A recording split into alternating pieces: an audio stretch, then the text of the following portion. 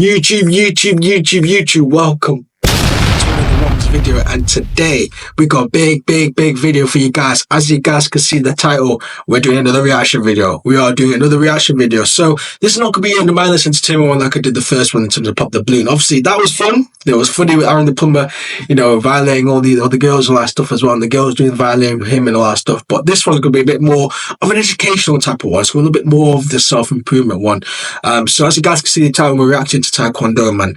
And I've been watching this guy for a minute, man. I'll be honest, I've been watching this guy for a minute. He's doing some good stuff at the moment. I've been tuning into his Twitch streams as well. Normally I don't really watch Twitch streamers, you know what I'm saying? Because most of them, they're just, they're weird, man. I'll be honest, man. But he's one guy that I do have some respect for him, to be honest, because he does like a lot of variety of content that he does as well, similar to what I'm trying to do as well. Like he does like a lot variety of types of content for the channel, stuff like that as well. But yeah, make sure you like, comment, subscribe as well, do all that good stuff as well.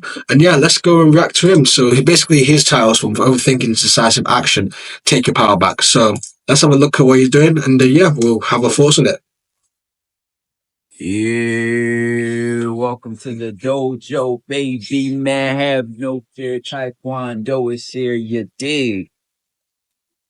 Overthinking is underperforming. Facts. It is scientifically proven that the harder you try, the worse you do. And I'm going to bring this research to y'all. I'm going to bring an interesting conversation to y'all that I believe will change your life.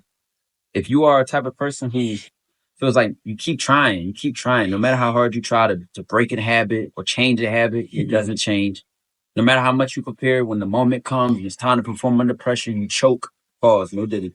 You choke, you sell, it just doesn't show up. There's no match in your performance. It always feels like you get to that moment and it just isn't there.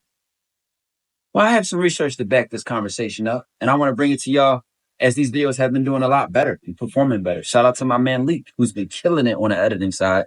Shout out my thumbnail guy, Riot PSD. Y'all can't have him. He blocked in with me. You know what I'm saying? Back up. There's so many people I talk to either on Patreon or I read the comments, or and just in my experience in life, in my own issue with procrastination, overthinking, feeling stuck, feeling like I'm in a loop and just, trying to improve at something or perfect something and just being in my own way, the you versus you mentality. And there's this conversation I want to start about the ego mind. The ego mind.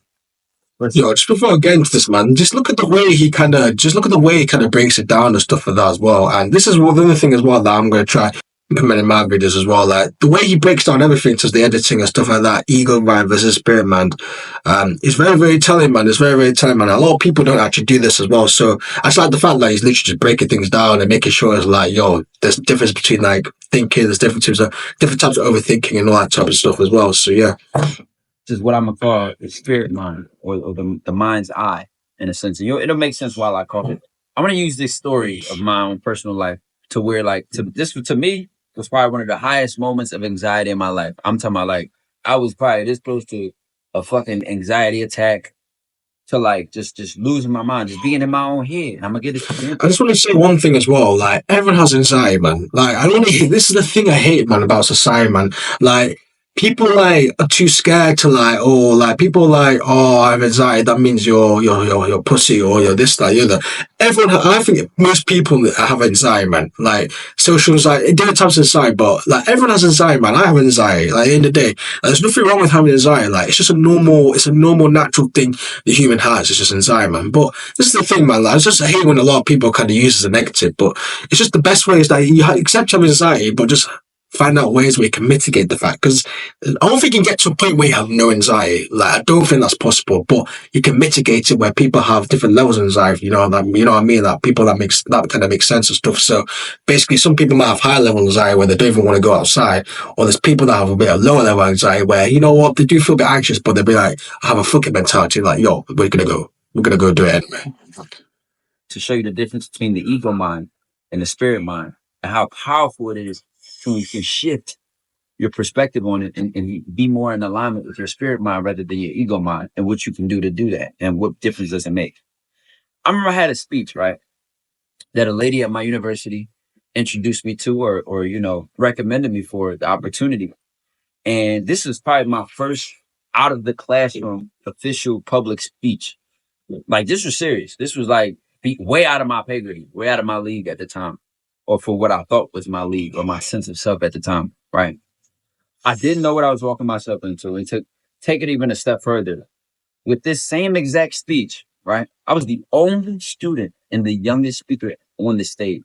The other speakers were, one was the president of my university. Two other speakers were in Congress. They were senators. One was like the president of the SGA, Student Government Association, or something like that on campus, So everybody there was older than me, more experienced, and probably just as nervous, to be honest. You know what I mean? Because it was news channel theory. She was written in an article, the Philadelphia Inquirer. It was like a big deal, right? And example of the ego mind is the narrative of good and bad. Do this. This is good. The ego mind is very critical. It's very wordy. It's telling you what's right and what's wrong. It's telling you what to remember and constantly just talking and talking and talking. You know that feeling of anxiety. You know that feeling of nervousness where it's just your head is just clouded. What? Yeah, literally, bro. That's a mad pause, man. Yo, that's crazy, man.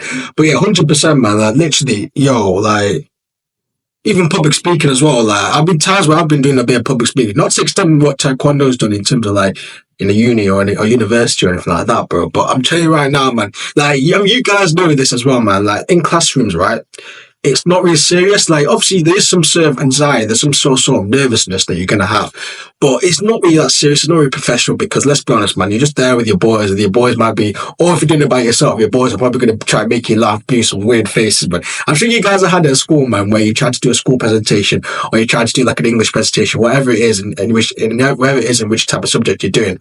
And then after that, like, your boys try to distract you, stuff like that. It is what it is, bro. But you're still gonna get nervous. But like, he's doing it to the next level where sometimes when you do get nervous, and sometimes when you have the anxious, even this happens to me as well, and I still need to prove on as well, that you tend to blab on a little bit. You tend to talk too much.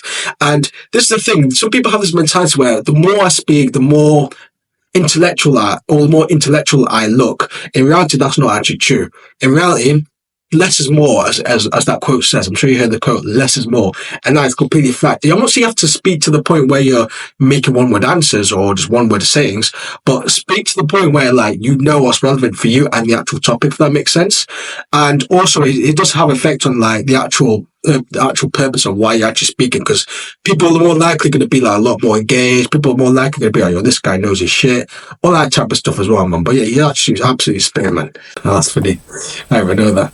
Example I literally give is, let's say I put on the screen a picture of Little Baby or somebody else famous, like Kevin Hart or something like that. You could see the picture of these people's faces and come up with 20 words faster than I could say it out my mouth or faster than I could think it in my head.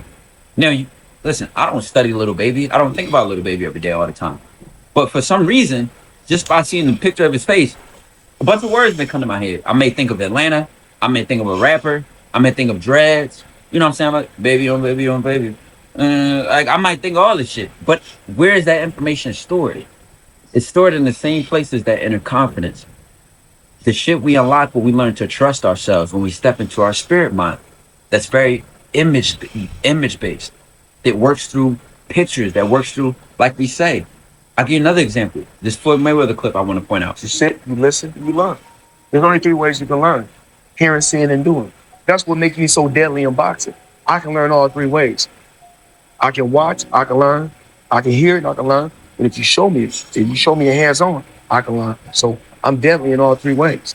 Notice how he said, I learned from watching, listening, and doing. The watching and the doing part is tapping into the spirit mind. It is not of the spirit to practice and prepare for something and then overthink it. It is of the spirit to practice and prepare through action, right? And imagining and visualizing how we want something to play out.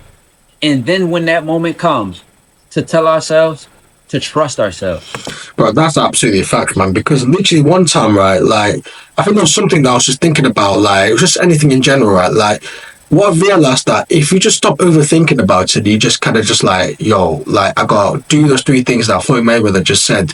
That actually does work, man, because it's happened with me as well, where, like, for example, when one time, I'll tell you this, actually, one time, there was a girl that was actually all right, like, she actually looked really good, and then literally, I could have easily overthunk that. I could have, you know what, I'm not going to bother, man, because then you're going to feel regret. Oh, should I push? Should I do it one time? And literally, I just thought, you know what? Let me just be tunnel visioned. Well, not tunnel vision, but I'll be like, yo, let me just stop overthinking and just do it.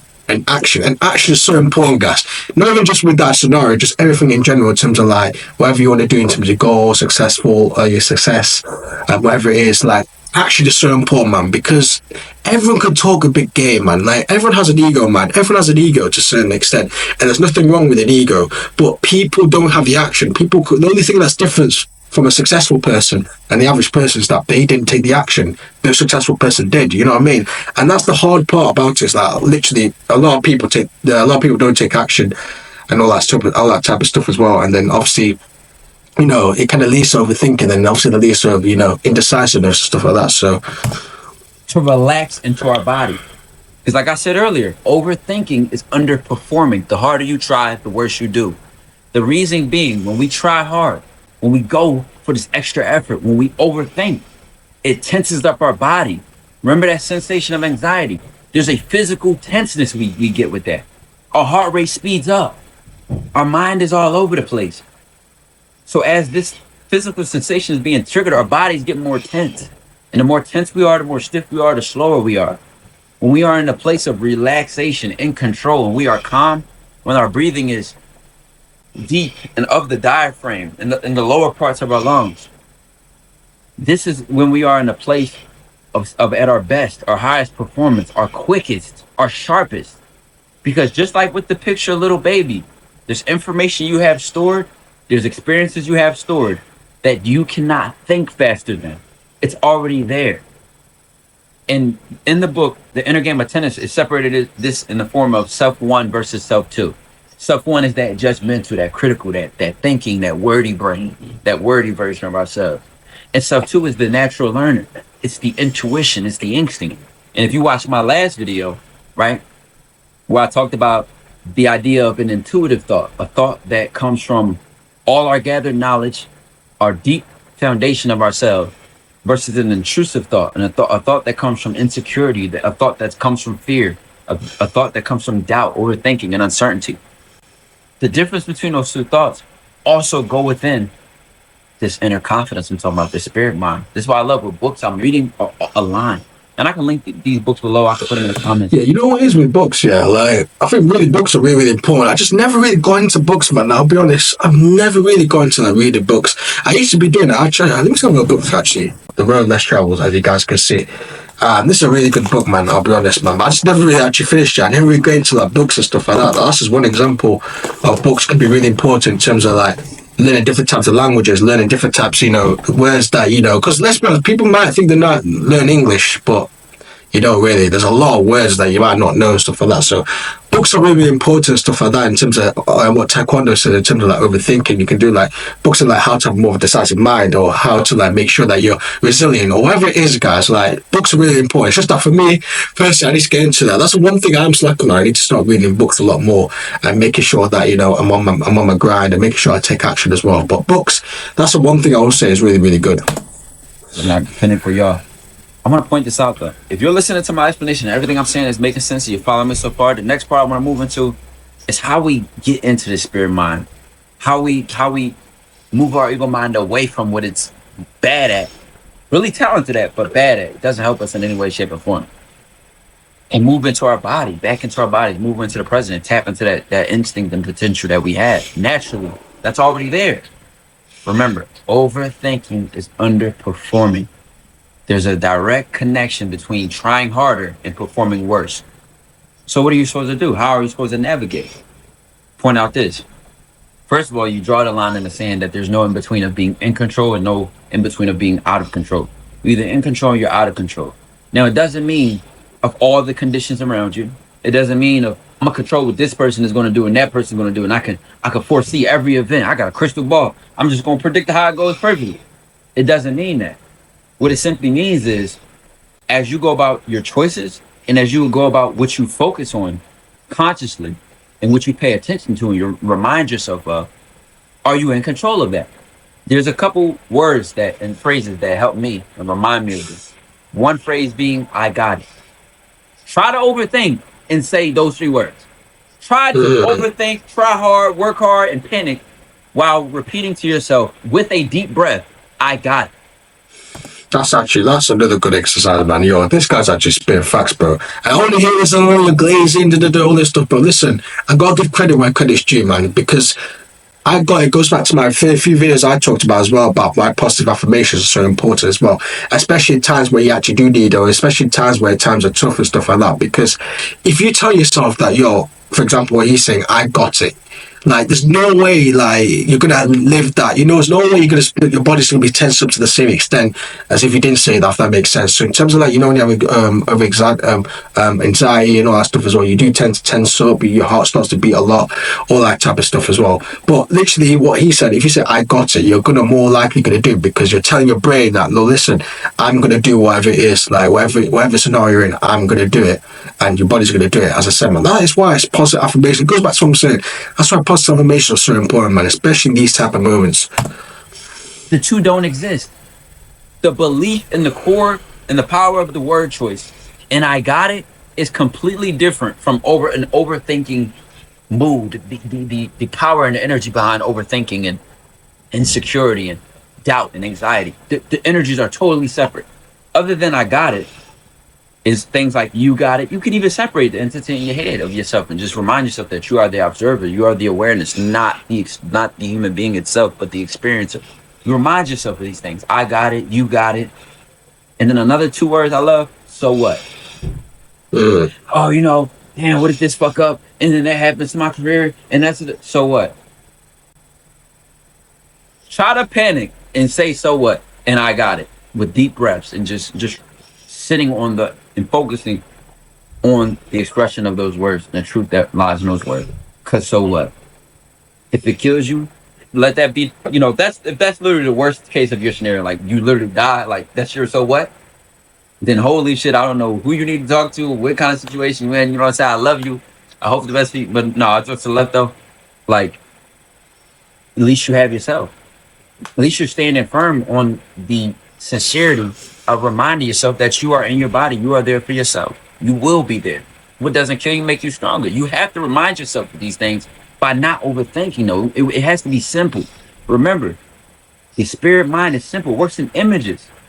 We did before we knew how to speak a language. We knew how to just, our eyes came before our language. What we can see, what we can learn. We are very, very herd-like creatures.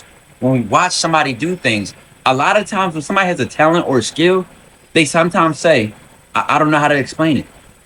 I can't put it in words, because they literally can't.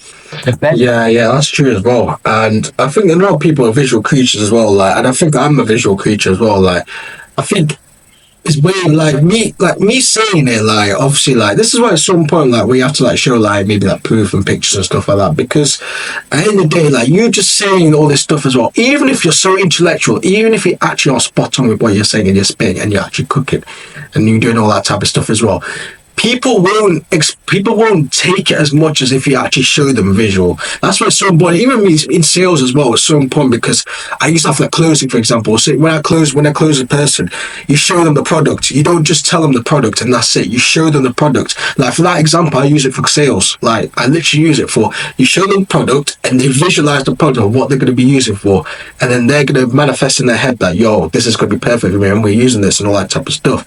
Compared to me just explaining something, compared to me just, you know, saying all the talk and talking all the talk, then people won't be as convinced because they can't imagine in their head. As I said, we're visual creatures for a reason, man. This is why we imagine this stuff, because when we imagine that stuff, we want it to become part of the reality, if that makes sense. So what you say, as I said, is be spitting facts, bro. Again, thing they can do is do it, because experience is the best teacher. That will be my last and third and final point. If number one is separating the ego mind versus the spirit mind, number two being the words you want to remind yourself of and the focus point you want to put it on, and reminding yourself to go into your trust of yourself, being as number two, my third one will finally be experience is the best teacher. This is something I constantly remind myself of now that I became aware of how natural and instinctual our bodies are, of how when we watch somebody do something, when we watch somebody say something over and over and over, we pick it up without even knowing it. It might even pop up in our dreams. This whole idea of like you watch a scary movie and then you have a nightmare. You're not trying to remember that. You're not trying to take that into your sleep or with you the next day. It follows you, comes with you. And that's just an example of a reminder. I'll give you an example that was used in Atomic Habits. And I love this example because it shows that experience is the best teacher. And what difference does it make? You had two groups of two classrooms over a course of a semester, which is like maybe 3 or 4 months. So both of these classes, right? Both of these students, these groups of students had two different teaching styles. One group of students had a project every week. Every week they had an art project or a photography project, I believe. They had to like take a picture and edit it or some type of creative work, right? The second group of students had one project for the entire 3 months. One project that they had to do from beginning to end. One. So by the end of the 3 months, they just had to turn that one project in. Now, on the surface, most people would think that the group who had 3 months to do it would have turned out with the better work. You had 3 months to perfect it. You had 3 months to review it, analyze it, get it done. You had 3 months to perfect what you had to work on. But at the end of it, the group that did better was the group that had a project every week. Because every week they got to work on their flaws. Every week they got to figure something out, learn something new. You know, the artist who has 200 songs is most likely better than the artist who has 2 because of the experience of creating. Bro, that is actually crazy, man. You guys need to look at this game, bro. He's absolutely spitting gems, bro, because at the end of the day, repetition is key, and I say in my channel, repetition is so key, man, because at the end of the day, you guys know this, man. If you have like a goal for like 3 months, say for example, that, I want to make X amount of money in 3 months' time, you might do it, cool, you might actually do it, but it's going to be very much more difficult compared to someone having weekly goals or even daily goals as well, because once you build momentum, you're going to actually absolutely execute goals, and if not even go further than the guy that makes 3 months, because you don't really build much momentum of having what you said, turning a 3-month project in, because you're going to have days where you're like, well, you know what, I can't be asked doing it because there's 3 months left anyway, I've got plenty of time. Then there's going to be days going to be slacking off, and you're not really going to take it seriously compared to someone else every week, and once they do it every week, and it's actually good, and it's, you know, the accuracy is good, and you know they're doing their thing and stuff like that, it's going to be built into the mind now. Listen, I've already got the repetition, it's going to be more easy for me to do it. It's like, I'll give you an example, it's like making your bed. It's literally like making your bed, because when you make your bed for the first time and you never do it, you're going to feel a bit weird, like you're going to feel a little bit like me. I never really made my bed and stuff like that. I used to never really make my bed. I used to always literally leave my bed until I never really made it. I just leave my bedroom covers open, all that type of stuff as well. And then literally just looking back, when I come back to sleep, then it's still there, you know what I'm saying? But once you make your bed constantly every single morning, like once you do it once and then you do it twice, it's just gonna be built onto you. Then you're not gonna be like, oh, I can't be asked to do it. You're just gonna be like, yo, I just did it without actually thinking. It's a subconscious thing. And that's the same what you're saying here. Like once you turn the project every week, it's going to come subconscious. It's going to come more of a repetitive thing, because your brain is built on repetition. It's built on repetition. So once you get the repetition coming in, then that means they're going to be fulfilling for what you're going to do.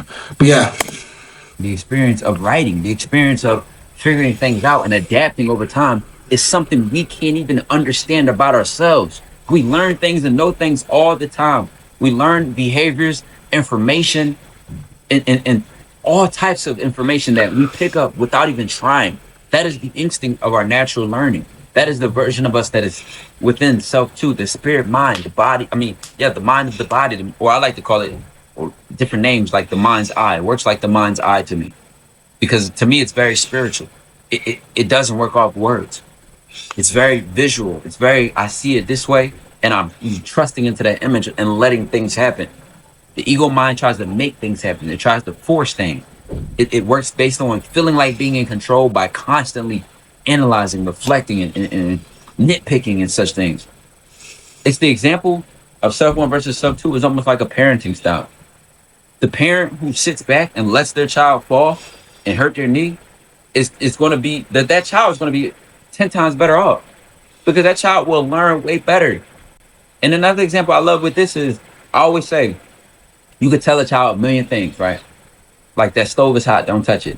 But that child, next thing you know, you walk away, that child, all you want to hear is, ah! Because they just touched the fucking stove. Because that's the courage to perform, the courage to learn that we have naturally in us as a baby. And it's like beaten out of us to experiment. It's beaten out of us to experience, to learn through experience, because we know naturally as we are born, experience is the best teacher. And even if we could take someone else's words and advice, we truly believe something after we test it out, after we experience it.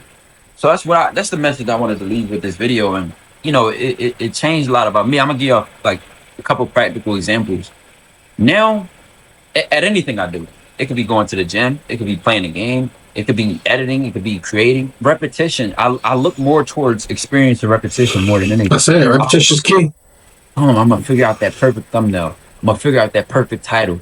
I'm gonna figure out that perfect video or whatever. This video, I even had to tell myself, just press record and let it come out.